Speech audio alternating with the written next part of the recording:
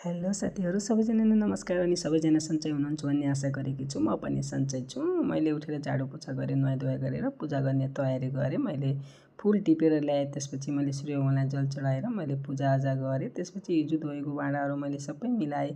त्यसपछि मैले मिलमा जानु थियो किनभने मेरो लुगा राख्नलाई दराज छैन, त्यही भएर मैले गएँ मिलमा। तर जस्तो मलाई चाहिएको थियो त्यस्तो बन्दैन भने त्यसपछि म पसलमा गएँ। मैले अरूको लागि मासु अनि भात पकाएँ, मेरो लागि मैले भेज चाउचाउ बनाएँ किनकि म मासु खाँदैन। त्यसपछि आज दिउँसै पानी लागेको थियो। त्यसपछि म घरमा आएँ। घरमा आएर मेरो देउरानीलाई भेट्न आएको रहेछन्, मेरो लागि पनि मिठाई लिएर आएँ। त्यसपछि मैले साफा लुगा लगाएर मैले धुप बत्ती गरेँ। त्यसपछि बिहान बेलुका जलाएको बत्ती बच्छन् त्यो एक ठाउँमा राख्छु। त्यसलाई मैले बालेर सबै घरमा देखाएँ। फेरि मैले बाहिर एक ठाउँमा राखेँ।